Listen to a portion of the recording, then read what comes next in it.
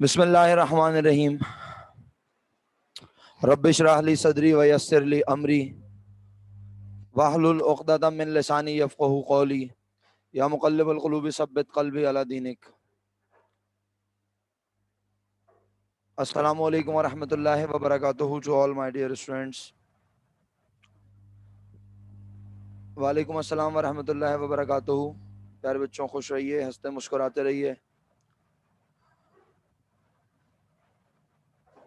प्यारे भाई, आप आगे आ जाएं, ऐसा करें। नहीं, अच्छे नहीं लग रहे हैं आप यहाँ पे, आप बिल्कुल जागते हुए लगते हैं। आ जाएं, शाबाश।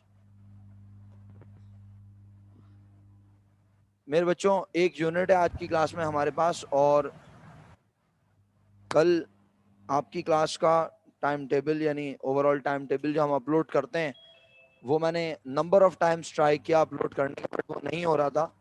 तो फिर मैंने अपनी क्लास का लिंक बहरहाल अपलोड कर दिया था, और आपको पता चल गया कि कितने बजे मेरी क्लास है। बाकी क्लासेस का शेड्यूल मैं अगर मौका मिलता है तो अभी देखता हूँ, दोबारा अपलोड हो सके तो कर दूंगा, ठीक।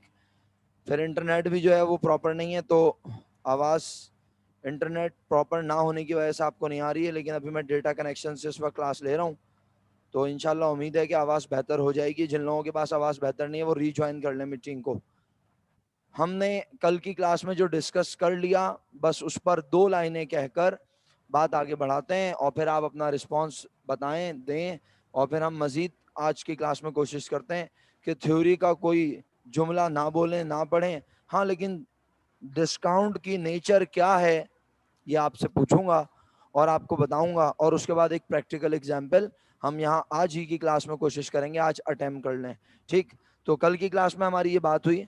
सबा और नूरुल हुदा जल्दी करें और मुझे बताएं कि आपको आवाज़ अब आ रही है या नहीं। बाकी लोगों को अल्हम्दुलिल्लाह मेरी आवाज़ आ रही है प्रॉपर, और हम अपनी क्लास का बाकायदा आगाज़ कर रहे हैं। लकी, आपका माइक अनम्यूट क्यों हुआ है? हर्षा, शुक्रिया। अच्छा जी। तो प्यारे बच्चों, कल की क्लास में जब हम ये बात डिस्कस कर चुके हैं कि एक शेयर जब अबव पार वैल्यू इशू किया जाता है, तो जो भी अमाउंट पार वैल्यू से ज्यादा होती है हम उसे प्रीमियम ट्रीट करते हैं। कल की क्लास में अल्हम्दुलिल्लाह ये बताने की कोशिश भी की कि वो जो एक्स्ट्रा अमाउंट जिसे हम नाम दे रहे हैं प्रीमियम का, उसको नेचर के लिहाज से क्या ट्रीट किया जाता है। आवाज ही नहीं आई। Share holder equity. अच्छा, तो अब हम कहते हैं कि अगर शेयर को इशू किया जाए,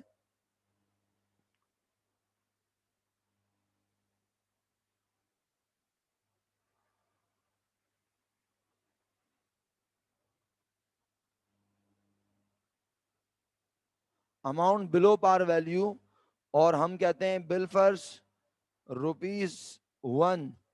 तो अब इस ₹1 का नाम क्या है? Share discount. और अब इसकी नेचर बताएं, क्या पढ़ी आपने, क्या देखा आपने, क्या आपको मिला? शेयर डिस्काउंट की नेचर क्या होनी चाहिए आपके ख्याल में? एक्सपेंस। तो इसका मतलब है फिर शेयर प्रीमियम को हम इनकम कह देते हैं, क्या ख्याल है? अगर ये एक्सपेंस है तो मैं इसे कॉन्ट्रा कह सकते हैं, समझने के लिए कॉन्ट्रा कैपिटल कहा जा सकता है, लेकिन हकीकत में इसकी नेचर कॉन्ट्रा कैपिटल भी नहीं है। आप सोचेंगे सर ये किस तरह का जवाब दे रहे हैं, आप कह सकते हैं जैसे कोई बच्चा कहे कि purchase return is just like expense, तो मैं कहूंगा हाँ एक्सपेंस जैसा है। एक्सपेंस नहीं है, क्योंकि परचेज रिटर्न, सॉरी से परचेज रिटर्न को कोई बच्चा बोले कि इनकम के जैसा है, तो मैं कहूंगा हाँ परचेज रिटर्न इनकम के जैसा हो सकता है, लेकिन इनकम नहीं है, कॉन्ट्रा एक्सपेंस है। तो इसी तरह आप आज डिस्काउंट को Contra share holder equity, Contra capital कह रहे हैं। कहने की हद तक, रिजेम्बलेंस की हद तक कहा जा सकता है कि हाँ डिस्काउंट कॉन्ट्रा कैपिटल के जैसा है, लेकिन उसकी नेचर क्या है बताओ? शाबाश। अच्छा, मेरे पास यहाँ जो जवाब आए हैं मैं आप सबके जवाब भी देख रहा हूँ। हरीम कह रही है कॉन्ट्रा एसेट, नूरुल हुदा कह रही है करंट एसेट, अली रजा कह रहे हैं एक्सपेंस, सेपरेट अकाउंट होता है कॉन्ट्रा एसेट, और अली रजा कह रहे हैं ये मैंने पढ़ा है। क्या पढ़ा है अली रजा तुमने? एक्सपेंस। अच्छा, सबा सिकंदर कहती है नॉमिनल वैल्यू आया था और कैपिटल ही है। जी, आप लोग क्या जवाब दे रहे हैं? सब कोई जवाब नहीं है जो पढ़ा है? अच्छा ठीक है, इसमें कोई शक नहीं है, आई 100% एग्री कि ये नुकसान है, ये लॉस है, ये एक्सपेंस है, लेकिन इसकी नेचर एक्सपेंस नहीं है। सर क्या मजाक है आप, ये किस तरह के जुमले हैं? चलें अगला जुमला सुने। मैं तो कोशिश करता हूं चीजों को इस तरह से आपके सामने पेश करूं कि आप जवाब खुद पहचाने। आइए एक जुमला आपकी खिदमत में पेश करते हैं, आप कितना मेरी बात को समझने में कामयाब होते हैं अभी पता चल जाएगा। सर ये डेस्क हमने खरीदी, ये टेबल हमने खरीदी, आम इंसान कह रहा है क्या हुआ? अब आप आम इंसान कह रहे हैं, अब तो आप 2 साल अकाउंटिंग पढ़ चुके हैं, आप तो आम जैसे भी नहीं रहे। जी क्या कहता है आम इंसान? टेबल खरीदी, क्या हुआ? खर्चा, एक्सपेंस। अकाउंटिंग ने आपको तमीज सिखाई, बोला कोई खर्चा।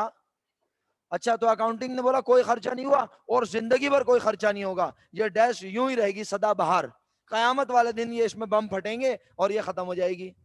नहीं ना, इसका मतलब है अकाउंटिंग ने कहा ये हमारा एक्सपेंस नहीं है, ये हमारा एसेट है, but gradually it will become our expense, और एक्सपेंस होने का नाम होगा डेप्रिसिएशन एक्सपेंस। इसका मतलब है कि आप इसे भी बनाएंगे expense but gradually over the number of years. तो भाई बात यह है, वहां तो आप इसे अपना एक्सपेंस इसलिए बना रहे थे over the number of years क्योंकि आपको फायदा पहुंचा रही थी 1 साल से ज्यादा अरसे तक, लॉजिक ये थी ना। लेकिन आज जब आप कंपनी के शेयर इशू कर रहे हैं और आपको एक बड़ा नुकसान हो रहा है कि आप लोगों से 8 रुपए लेकर उन्हें मालिक बना रहे हैं 10 रुपए का, तो वो जो 2 रुपए आपको नुकसान हो रहा है, वो 2 रुपए नुकसान बेशक कंपनी के मालिकान को भाई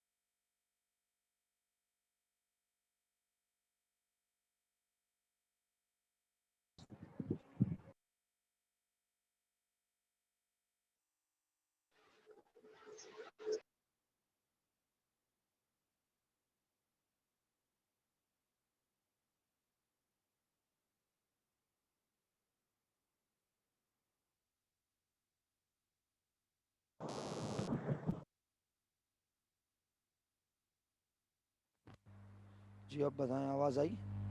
अब आ गई आवाज बच्चों को? चलें ठीक है।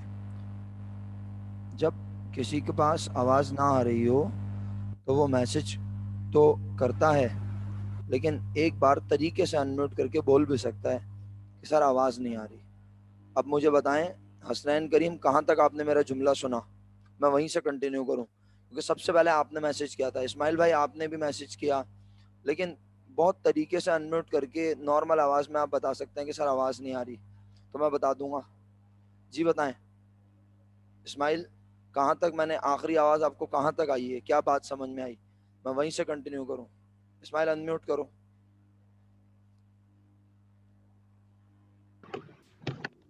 अस्सलाम वालेकुम। वालेकुम अस्सलाम। जी इस्माइल बताओ। सर आप एक्सप्लेन कर रहे थे नेचर। नेचर एक्सप्लेन कर रहा था ना, ठीक है। तो अब सुने फिर आप लोग मेरी बात, सही है। और अगर खुदा ना खास्ता अगर आवाज़ ना आए क्लास को, तो क्लास के सीआर कोशिश किया करें कि एक मैसेज करने के बाद अगर मेरा रिप्लाई नहीं आ रहा या तो फिर वो फ़ौरन अनम्यूट करके बोल दिया करें, एक बार बोल के खामोश हो जाएं बस, ठीक है। अच्छा जी, तो प्यारे बच्चों बात को मानना है या बात को समझना, ये फैसला आपका है। मैं आपसे बड़े अदब से ये कहकर आगे बढ़ सकता हूं कि शेयर डिस्काउंट हमारा एसेट है, हमारा नॉन करंट एसेट है। नॉन करंट में हमारा इनटेंजिबल है, नजर ना आने वाला एसेट। लेकिन सर ये एसेट कैसे है? तो बस अब इसके ऊपर मैं आपको जुमला बताने लगा हूं। सर देखें, बात यह है कि जब आप एक फर्नीचर खरीदते हैं तो फर्नीचर खरीदने को आप कहते थे अपना कैपिटल एक्सपेंडिचर। आप उस पेमेंट को कैपिटल पेमेंट कहते थे। रेवेन्यू पेमेंट वो होती है जिसका बेनिफिट विद इन 1 ईयर मिल जाता है, और कैपिटल पेमेंट वो होती है जिसका बेनिफिट मोर देन 1 ईयर मिलता है। तो आम तौर पर ये जो शेयर इशू करके पैसे रेस किए जाते हैं, ये काम कंपनी रोजाना करती नहीं है। रूटीन में होने वाले काम जो हर महीने, साल में 10, 15, 20, 25, 50 मरतबा होते हैं, वो आमतौर पे रेवेन्यू एक्सपेंडिचर होते हैं या रेवेन्यू पेमेंट्स होती हैं। और कैपिटल पेमेंट वो होती है जो once in a blue moon, like 3 years, 5 years, 8 years, company को जरूरत के मुताबिक करनी पड़ती है। फिर आवाज गायब। अबे यार क्या हो रहा है आज की क्लास में? आवाज आ तो रही है भाई, अब सबको जा रही है आवाज। हाँ आवाज आ रही है, ओके ओके सही है। चलो, तो अपनी बात को कंटिन्यू कर रहा हूँ, ठीक है? सही है। तो मेरा बेटा अपनी अटेंडेंस भी मार्क करते हैं ऑनलाइन वाले तमाम स्टूडेंट्स, ठीक है? अच्छा, मैं अर्ज ये कर रहा हूँ, फाइनली अब इसको समराइज करता हूँ वरना बोलने के लिए इस पर बहुत देर लग जाएगी। खुदारा आप इस बात को समझिएगा कि ये जो डिस्काउंट जिसे मैं एसिड कहने लगा हूं, पहले आपको ये समझने की जरूरत है कि ये डिस्काउंट फिजिकल तो मौजूद ही नहीं है। कोई चीज नहीं है हमारे पास डिस्काउंट के बदले में, और ना अब मैं ये कह सकता हूं कि ये हमें फायदा पहुंचाएगी, बल्कि इसने तो आज हमें क्या पहुंचा दिया? आवाज ही नहीं आ रही आपकी। नुकसान पहुंचा दिया। लेकिन अकाउंटिंग अलाउ कर रही है, जुमला कंप्लीट कर लूं, बात बड़ी सेंसिटिव है। बल्कि अकाउंटिंग कह रही है कि भाई तुम इस नुकसान को 1 साल का नुकसान ना कहो, क्योंकि ये जो तुम शेयर इशू करने से पैसे रेस कर रहे हो, ये पैसा तुम्हें पहुंचाएगा फायदा कई सालों तक। तुम इस पैसे से मशीनरी परचेस करोगे, अपनी फैक्ट्री प्रेमिसेस को सेट करोगे, तो इस पैसे को रेस करने से जो नुकसान हो रहा है, अकाउंटिंग अलाउ कर रही है आपको कि आप उस नुकसान को किसी 1 साल का एक्सपेंस ना कहें।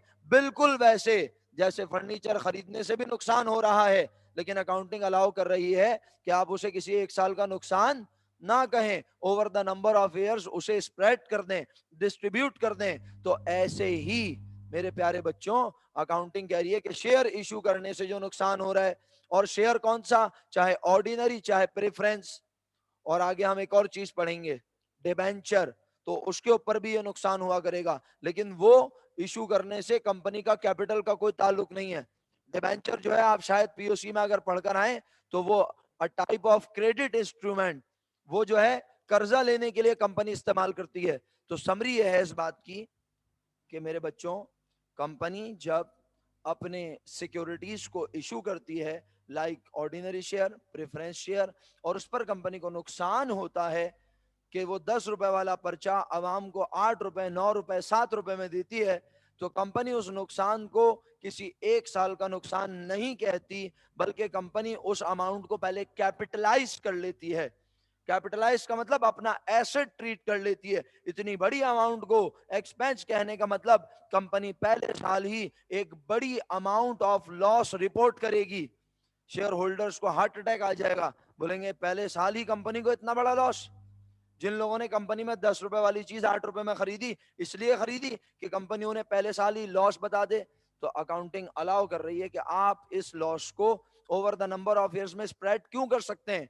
लॉजिक समझने की कोशिश करें, क्योंकि अकाउंटिंग कह रही है ये जो पैसे आपने रेस किए हैं, ये पैसे आपको किसी 1-2 हफ्ते के लिए नहीं चाहिए। आपने जो अमाउंट रेस की है, इससे आप मशीनरी परचेस करने जा रहे हैं, इससे आप बहुत सारी चीजें लेने जा रहे हैं। तो ये जो नुकसान है, इस नुकसान को भी आप नंबर ऑफ ईयर्स पर डिस्ट्रीब्यूट करते हैं। तो फिर अभी क्या ट्रीट करें सर उसे? उसे अभी मान लीजिए अपना एसेट कैपिटलाइज करने का मतलब यही है यहाँ कैपिटलाइज का मतलब मालिक बनाना नहीं है, बल्कि कैपिटलाइज का मतलब है उसे कैपिटल एक्सपेंडिचर ट्रीट कर लें, और कैपिटल एक्सपेंडिचर यानी एसेट। तो फिर एसेट कौन सा ट्रीट करें? जब कैपिटल एक्सपेंडिचर कर रहा हूं तो कैपिटल तो होते वो हैं जो 1 साल से ज्यादा अरसे तक रहते हैं, तो इसका मतलब है आप उसे एसेट में कौन सा एसेट ट्रीट करें? Non current fix. और फिक्स में कौन सा ट्रीट करें? जो नजर आ रहा है, जो अल्लाह ताला ने हमें नाजिल करके दिया है? नहीं, ना ये अल्लाह ताला ने हमें दिया है और ना ये हमें नजर आ रहा है, बल्कि ये तो फिक्टिशियस है, फर्जी है, ख्याली है, इनटेंजिबल है। तो इसलिए इसे हम इनटेंजिबल एसेट ट्रीट करते हैं, और डिस्काउंट जो है होता हमारा नुकसान ही है। मैंने आपसे एग्री किया। तो सर फिर ये एक्सपेंस जब बनेगा, या जब इसे एक्सपेंस कहेंगे, तो इसका नाम क्या होगा? जैसे फर्नीचर को जब एक्सपेंस आउट करते हैं तो क्या नाम होता है? आवाज क्यों नहीं आ रही?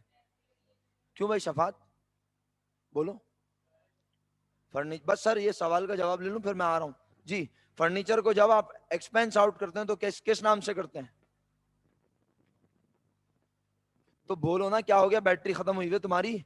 डेप्रिसिएशन एक्सपेंस के नाम से करते हो। और जब तुम इस डिस्काउंट को एक्सपेंस आउट करोगे तो एक्सपेंस का नाम होगा amortisation expense. amortization, AMOR, amortization, amortization expense। Non current asset 3 तरह के होते हैं, ये बात फर्स्ट ईयर में बता दी थी डेप्रिसिएशन के चैप्टर में। Tangible, intangible, natural resources. Tangible asset की वैल्यू को कम करें एक्सेप्ट लैंड, तो डेप्रिसिएशन एक्सपेंस। इंटेंजिबल की वैल्यू को कम करें तो एमोर्टाइजेशन, और नेचुरल रिसोर्सेज की वैल्यू को कम करें तो डिप्लीशन, अगर आपको याद हो। अब सर सवाल कर लें, शुक्रिया।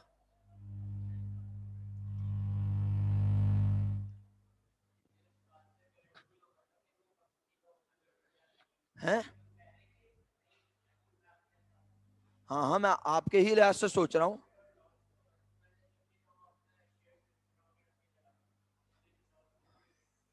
बिल्कुल नहीं है खर्च।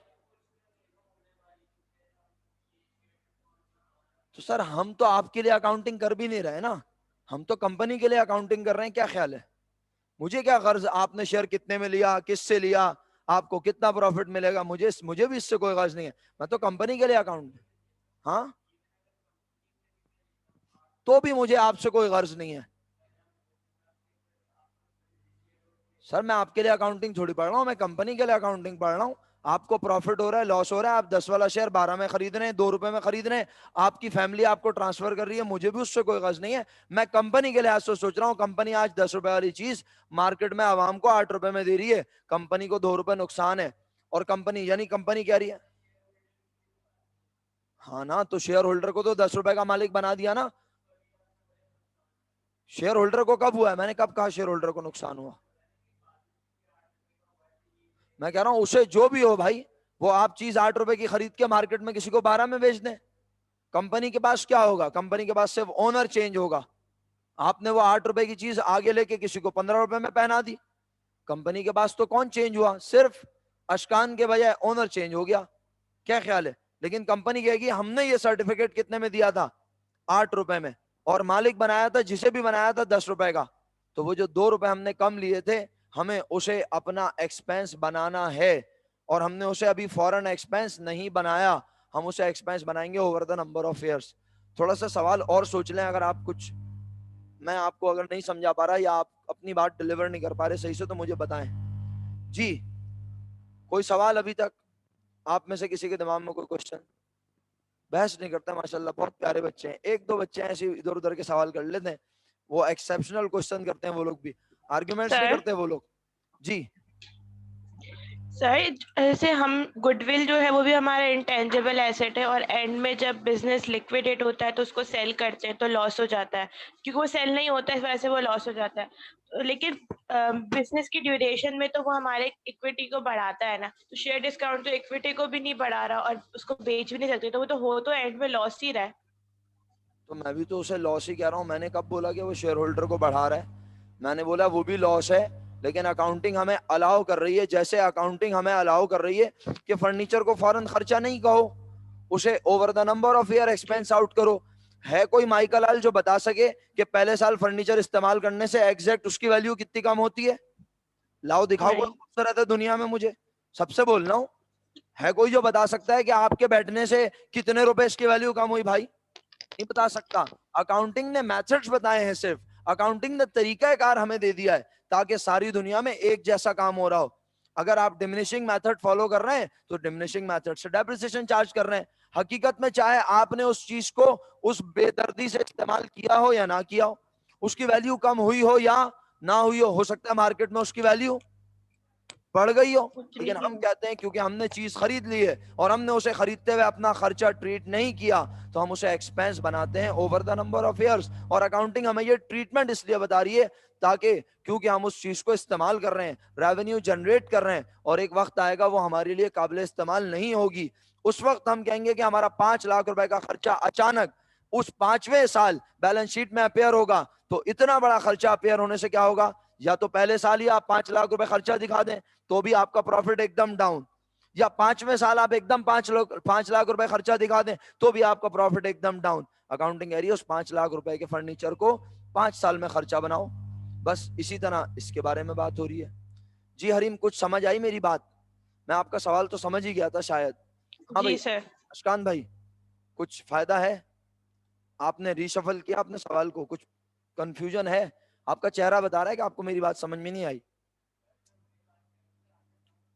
भाई आप लोग भी इनकी बात सुने। हाँ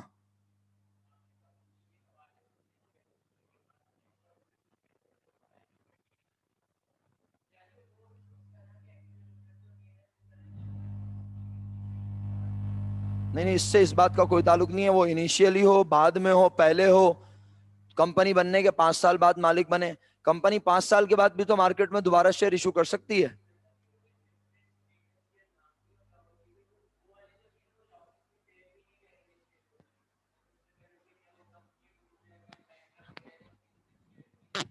तो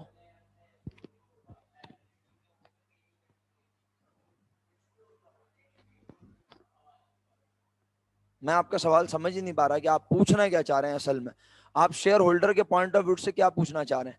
शेयर होल्डर को फायदा हो रहा है, नुकसान हो रहा है? शेयर होल्डर 10 रुपए की चीज 12 में खरीद रहा है, 8 में खरीद रहा है, ये तो शेयर होल्डर का पर्सनल है ना प्रॉब्लम। मैं तो कंपनी के पॉइंट ऑफ व्यू से कह रहा हूँ। कंपनी जब 10 रुपए की चीज 8 में दे, जब कंपनी 10 की चीज 12 में दे रही है, वो आपको समझ आ गया? तो फिर 8 वाली बात में अपना सवाल आप सही से मुझे समझाएं। मैं आपका सवाल, यानी आप भी अच्छे से समझा रहे, मैं समझ नहीं पा रहा, मेरी कम अक्ली है, जरा मुझे समझाएं। और मैं इसीलिए आपसे अर्ज कर रहा हूँ, आप भी अशकान की बात गौर से सुने, हो सकता है आप मुझे बता दें। जी सर, एक बार फिर कोशिश करें, शाबाश।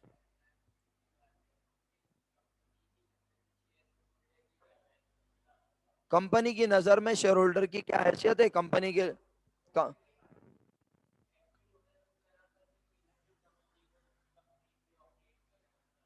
तो इससे फिर वही वाली बात, शेयर होल्डर कंपनी को चलाते भी नहीं है, शेयर होल्डर तो नॉमिनेट करते हैं डायरेक्टर्स को, लोगों को। अगर उन्हीं शेयर होल्डर्स में से कोई इस काबिल है कि वो कंपनी को चला सकता है और वो वोटिंग में हिस्सा लेता है और वो वोट जीत जाता है, उसको इतने वोट मिलते हैं कि वो डायरेक्टर बन सके, तो वो डायरेक्टर बनने के लिए डायरेक्टर बन जाता है। और मजीद अगर लगता है कि बाकी लोग सारे खत्म है, सो रहे हैं, तो फिर बाकी लोगों को अलग से हम हायर करते हैं, उन लोगों को डायरेक्टर बनाते हैं कंपनी का, उनको उनकी सैलरी देते हैं अच्छी खासी। लेकिन बात वही है कि हमारा सारा पर्सपेक्टिव है from the view point of company. हमें शेयर होल्डर हमारे लिए क्या है, अगर आप ये जानना चाहते हैं हमारे लिए शेयर होल्डर क्या है, तो शेयर होल्डर हमारे लिए सिर्फ एक ऐसा मालिक है जिसके पैसे हमारे पास हैं, और जितने हमारे पास पैसे हैं कंपनी लिक्विडेशन के वक्त अगर उतने ही पैसे होंगे उतने दे देगी, कम होंगे कम देगी, ज्यादा होंगे ज्यादा देगी, लेकिन वो उनसे घर से पैसे नहीं मंगवा सकती। वो कहेगी आपने 10 रुपए कंपनी में लगाए थे, आप, या तो ये हो सकता है कंपनी बोले कंपनी खत्म हो गई, आपको कोई, क्योंकि आपको पता है कंपनी लिमिटेड बाय गारंटी है, आपने जितने पैसे दिए उससे ज्यादा उससे कम, यानी आपने 10 रुपए से ज्यादा का नुकसान बेयर नहीं करना। 10 रुपए के मालिक हैं आप, अब कंपनी को 15 रुपए पर शेयर नुकसान हो जाए तो आप 10 ही रुपए के मालिक हैं, आप 10 से ज्यादा नुकसान बेयर नहीं करेंगे। और सवाल? अच्छा जी, अगर सवाल अब नहीं है आपके पास, सर हाँ जी फरमाएं। सर जैसे आपने कल बताया था कि जो शेयर प्रीमियम होता है उसका जो बेनिफिट होता है वो शेयर होल्डर इक्विटी में जाता है, मगर किसी स्पेसिफिक ओनर को नहीं मिलता वो। जी इस बिल्कुल, तरीके से शेयर डिस्काउंट का जो लॉस है वो किसी स्पेसिफिक ओनर के पास नहीं जाता, वो तो वो कंपनी का ओवरऑल होता है। कंपनी का लॉस है, और जब वो एक्सपेंस बनता है तो वो प्रॉफिट एंड लॉस, यानी जो हमारे हर साल के खर्चे हैं, जैसे डेप्रिसिएशन एक्सपेंस क्या मालिकान को ट्रांसफर नहीं होता? होता है। कैसे? जब आप अपने ग्रॉस प्रॉफिट में से ऑपरेटिंग एक्सपेंस लेस करती हो तो वो माइनस हो जाता होगा ना, या नहीं? जी तो इसी तरह एमोर्टाइजेशन जी एक्सपेंस भी ग्रॉस प्रॉफिट में से ऑपरेटिंग एक्सपेंस माइनस करते हुए माइनस हुआ करेगा। तो जब ये माइनस हो जाएगा तो आपका प्रॉफिट खुद ब खुद कम हो जाएगा। ये जिस तरह प्रीमियम मालिकान को मिल नहीं सकता क्योंकि वो उन्हीं का पैसा है, यहाँ पर डिस्काउंट जो नुकसान है हम उसे आहिस्ता आहिस्ता नुकसान बनाकर अपने ग्रॉस प्रॉफिट से कम करते रहते हैं, यानी हम अपने प्रॉफिट को कम कर देते हैं बस। लेकिन किसी स्पेसिफिक ओनर को नहीं नहीं, कैपिटल को लेस नहीं करता। बिल्कुल सही कह रही हैं सही आप, है। ऐसा ही है। अच्छा प्यारे बच्चों, अब अगर डिस्काउंट थोड़ा बहुत क्लियर हो गया और ये समझ में आ गया कि शेयर डिस्काउंट की नेचर क्या हमने डिसाइड की है, एसेट। कुछ लोग, मुझे पक्का भरोसा है क्योंकि बहुत सारे लोग तो माशाल्लाह बिल्कुल बहस करना ही नहीं चाहते, वो कहते हैं बस ठीक है यार समझ गए ना, एसेट है। और एसेट में कौन सा एसेट है भाई? Non current. और नॉन करंट में कौन सा है? नॉन करंट में इनटेंजिबल।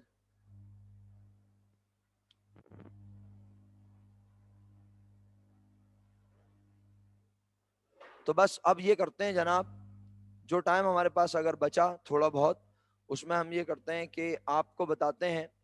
ये केस 1 में 3 एग्जाम्पल हैं। इस पेज को भी जरा निकाल लें अगर आपके सामने है। पेज इसलिए कह रहा हूं कि अगर अभी बात मुकम्मल ना हो सके तो घर जाके देख लीजिएगा, सही है?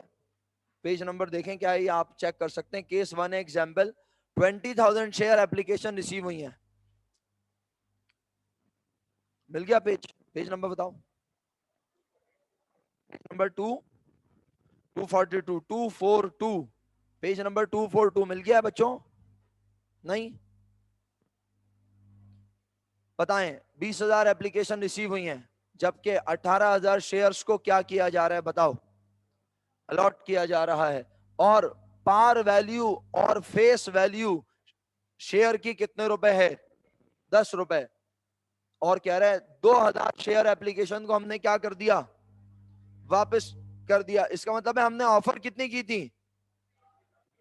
18,000, लेकिन एप्लीकेशन आ गई कितनी? यानी कितनी ज्यादा आई भाई? 2,000 ज्यादा आई। तो 2,000 को हम करेंगे वापस और 18,000 को बनाएंगे कंपनी का। 18,000 को बनाएंगे कंपनी का, अच्छा मालिक बनाएंगे। कंफ्यूजन है मुझे लग रहा है आपकी आवाज से। कितनी एप्लीकेशन मांगी थी?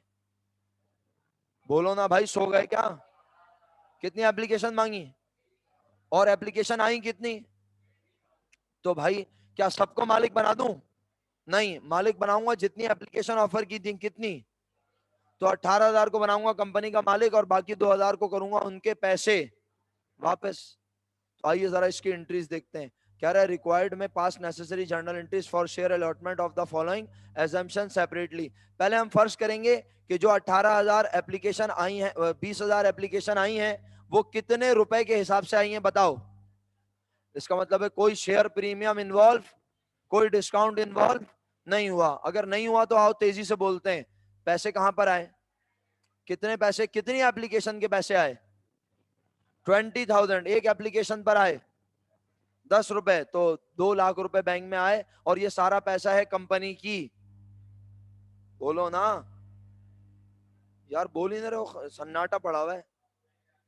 ये सारा पैसा कंपनी की क्या है? लाइबिलिटी। लाइबिलिटी का नाम क्या लिखा है हमने? Ordinary share application. यहाँ शेयर एप्लीकेशन लिखा है लेकिन मैं ऑर्डिनरी शेयर एप्लीकेशन लिखवाऊंगा, इसके लिए तैयार रहना दिमागी तौर पर। उसके बाद ये सारे पैसे को लाइबिलिटी कहने के बाद अब क्या करेंगे? मैं आमतौर पर जब एंट्री बनवाऊंगा, मेरा अंदाज ये होगा कि मैं पहले करूंगा अलॉटमेंट। पहले मैं क्या करूंगा? हाँ, अगर सवाल में डेट दी हुई है और वो कह रहा है कि पहले रिफंड होगा तो पहले रिफंड की एंट्री बना लेंगे। अगर डेट वाइज लिखा हुआ है और अगर डेट वाइज नहीं है तो मेरा अंदाज एंट्री बनाने का क्या होगा? पहले एप्लीकेशन रिसीव करूंगा, सेकंड स्टेप में उन एप्लीकेशन को अलॉट करूंगा जितने सक्सेसफुल एप्लीकेंट्स हैं। तो कितने एप्लीकेंट्स को मुझे अलॉट करने हैं शेयर? 18,000, तो 18,000 एप्लीकेंट्स को मैं अलॉट करने जा रहा हूं। मेरी जिम्मेदारी बढ़ेगी कम होगी? जिम्मेदारी बढ़ेगी कम होगी? कम होगी। लायबिलिटी कम हो तो हमेशा कहां लिखते हैं? तो आप देखें हमने लिखा ordinary share application debit 18,000 multiply by 10, 1,80,000 से जिम्मेदारी कम हो गई और ये लोग बन गए कंपनी के मालिक। Ordinary share capital credit 1,80,000। इसके बाद मैंने कहा कितनी एप्लीकेशन ज्यादा आई थी? 2,000 एप्लीकेशन आवाम को कर दी वापस पैसे। इन 2,000 एप्लीकेशन के पैसों को भी समझा था कंपनी की, पैसे वापस कर रहा हूं, लायबिलिटी फिर हो रही है। लायबिलिटी कम हो हमेशा, आप देख सकते हैं ऑर्डिनरी शेयर एप्लीकेशन डेबिट में लिखा हुआ है। और पैसे कहां आए थे? बैंक को इंस्ट्रक्शन दी कि इन लोगों की एप्लीकेशन के पैसे इन्हें कर दो। बैंक ने उन्हें उनके पैसे वापस कर दिए, बैंक हमारा कम हो गया। कोई एतराज? उसके बाद क्या रहे, शेयर कितने रुपए में इशू किया? आवाज नहीं आई। तो इसका मतलब है अब हम 2 रुपए एक्स्ट्रा ले रहे हैं, लेकिन पैसे तो उनसे भी ले लिए जिनको मालिक बनाना, तो उनके पैसे उन्हें करेंगे वापस। और जिनको मालिक बना रहे हैं सिर्फ उन्हीं के पैसे को प्रीमियम कहेंगे, सारे पैसे को प्रीमियम कहना नहीं है। क्यों नहीं कहना? क्योंकि एप्लीकेशन कितनी आ गई हैं जबकि मांगी थी। तो आइए जरा चेक करते हैं केस नंबर 2। सबसे पहले एंट्री बनाई bank debit, ordinary share application credit. इस बार एप्लीकेशन 20,000 और एक एप्लीकेशन पे कितने रुपए आए बेटा? तो क्या ये 2,40,000 समझ आता है सब बच्चों को? नहीं आ रहा तो बिल्कुल ईमानदारी से पूछ लें। और फिर नहीं आया समझ, आ गया, आगे बढ़ूं। फिर ये 2,40,000 यानी 20,000 एप्लीकेशन में से कितने लोगों को मालिक बनाऊंगा बताओ? 18,000। तो मैं सेकंड एंट्री नहीं देख रहा हूं अभी, मैं थर्ड एंट्री की बात कर रहा हूं। जब मैं मालिक बनाने जाऊंगा मेरी जिम्मेदारी फिर होगी कम। कितनी एप्लीकेशन की लायबिलिटी कम हो रही है बोलो? कितनी एप्लीकेशंस की लायबिलिटी कम हो रही है? बेटा थर्ड एंट्री बता रहा हूं मैं, जो यहाँ थर्ड है वो मेरे मुताबिक सेकंड है। मैं ओनर बनाने जा रहा हूं, अलॉटमेंट करने जा रहा हूं, तो कितने एप्लीकेंट्स को अलॉट कर रहा हूं? तो 18,000 मल्टीप्लाई बाय मालिक हालांकि बनाऊंगा उसे कितने का? आवाज नहीं आई। लेकिन मैंने उससे पैसे लिए थे, आवाज नहीं आई बेटा। तो जिम्मेदारी कम भी होगी पूरे 12 रुपए से। बेटा 16 रुपए नहीं लिए थे, कितने लिए थे? 12 रुपए। तो 12 रुपए से लायबिलिटी क्या होगी? कम। तो हमने लिखा ऑर्डिनरी शेयर एप्लीकेशन डेबिट। आप चेक कर लीजिए, कैलकुलेटर चला लीजिए, यहाँ लिखा हुआ नहीं है। 18,000 मल्टीप्लाई बाय 12, क्योंकि जब पैसे आए थे तो भी हमने लायबिलिटी 12 से ही बढ़ाई थी और अब हम लायबिलिटी को कर रहे हैं कम। तो 18,000 मल्टीप्लाई बाय 12, 2,16,000 बनता है। क्या इनके पैसे वापस दे दिए? इन्हें बनाया कंपनी का मालिक, तो जब मालिक बनाया तो कैपिटल में हुआ। और मालिक हमेशा कौन सी वैल्यू से बनेगा? तो 18,000 मल्टीप्लाई बाय 10, जिनसे लिए थे 2,16,000 उन्हें मालिक बनाया सिर्फ 1 लाख। तो कंपनी को क्या हुआ? कंपनी को क्या हुआ? फायदा, प्रॉफिट। लेकिन हम उसे प्रॉफिट नहीं कहते, हम उसे क्या कहते हैं? Ordinary share premium. और नेचर क्या है इसकी? तो शेयर होल्डर इक्विटी बढ़ रही है कम हो रही है? आवाज ही नहीं आ रही आपकी। शेयर होल्डर इक्विटी बढ़ रही है। शेयर होल्डर इक्विटी कैपिटल की तरह है, कैपिटल बढ़े तो शेयर होल्डर इक्विटी बढ़े तो इसका मतलब है हमने क्रेडिट में लिखा ऑर्डिनरी शेयर प्रीमियम 36,000 रुपीज। क्या आपको ये वाली एंट्री समझ आई? सोच समझ के जवाब दीजिए, नहीं आई है तो बेफिक्र होके बता दें। और कितनी एप्लीकेशन ज्यादा आई थी? क्या करूं उन्हें? जब वापस करूंगा तो पैसे कहां से जाएंगे? तो जिम्मेदारी क्या हो जाएगी? याद है एक एप्लीकेशन पे कितने रुपए लिए थे? 12। तो हम वापस कर रहे हैं, जिम्मेदारी हो रही है कम। Ordinary share application debit 2,000 application, हर एप्लीकेशन पे 12 रुपए, 24,000 से लायबिलिटी हो गई कम। और बैंक को कहा इन लोगों के पैसे इन्हें कर दो वापस, हमारा बैंक बैलेंस भी हो गया कम। बैंक के नेचर एसेट, कम हो तो क्रेडिट। अशकांत भाई तीनों एंट्री समझ में आ गई? अच्छा जी। इसके बाद अगली क्लास है तो मेरी नहीं, लेकिन पता नहीं क्यों मुझे लग रहा है मेरी है। आए केस 3, अभी जितने मिनट हैं हम उसको अवेल करते हैं। केस 3 पढ़ रहा हूं। अब हम कह रहे हैं कितने रुपए के हिसाब से एप्लीकेशन रिसीव हो रही है? 7 रुपए के हिसाब से। कितनी एप्लीकेशन मांगी थी और आई हैं? तो हमने कहा 20,000 मल्टीप्लाई बाय 7, बैंक में आए 1,40,000। एतराज? सारा पैसों को मान लिया अपनी लायबिलिटी, और फिर लायबिलिटी हुई कम। कितने शेयर्स को, शेयर एप्लीकेंट्स को ओनर बनाने जा रहा हूं? 18,000 share application debit 18,000 multiply by कितने पैसे लिए थे, आवाज ही नहीं आ रही। तो 18,000 मल्टीप्लाई बाय 7 होगा, यहाँ लिखा हुआ नहीं है जहां मैं कर्सर इस वक्त मूव कर रहा हूं। 18,000 मल्टीप्लाई बाय 7 डेबिट, ये अमाउंट आ रही है, चेक कर लो। और फिर इन लोगों को बना दिया कंपनी का मालिक, लेकिन मालिक तो बनेंगे हमेशा। जिन्हें मालिक बनाया 1,80,000 का, उनसे लिए थे सिर्फ कितने लिए थे, अमाउंट नजर आ रही है 1 लाख। उनको मालिक बनाया 1,80,000 का, तो कंपनी को क्या हुआ, नुकसान। उस नुकसान का नाम क्या है, ऑर्डिनरी शेयर डिस्काउंट। जी अफसा कोई सवाल है आपका? ऑर्डिनरी शेयर डिस्काउंट डेबिट होगा। और कितना डिस्काउंट डेबिट होगा, वैसे तो आप डिफरेंस ले सकते हैं, लेकिन आपके पास ऑप्शन है कितने लोगों को मालिक बनाया और हर शेयर एप्लीकेंट से नुकसान उठाया कितना। तो 18,000 को 3 से मल्टीप्लाई किया, आपके पास अमाउंट आ गई। ये एंट्री समझ आई? थोड़ा सा तेज गए हैं हम, लेकिन मेरा ख्याल है कि समझ आ रही है, क्योंकि इतनी देर तक बात हो चुकी है।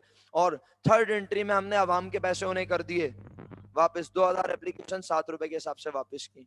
ठीक है, बस यहाँ पे लेक्चर खत्म कर रहा हूँ। इंशाल्लाह मंडे को मुलाकात होती है। आज इस वीक कोई होमवर्क नहीं है, बट अगले वीक होमवर्क ज्यादा होगा, पहले से बता रहा हूँ, ताकि फिर आप ये ना कहें कि होमवर्क आपने ज्यादा दे दिया। और अगर आपका दिल चाहता है तो आप बता दीजिएगा मुझे व्हाट्सएप ग्रुप पे, तो मैं आपके ग्रुप पे आपको होमवर्क असाइन कर दूंगा अगर आप चाहें, क्योंकि फ्राइडे सैटरडे संडे 3 दिन की छुट्टी हो गई एक तरीके से। ठीक है, मेरी साइड से फी अमान अल्लाह, हाफिज।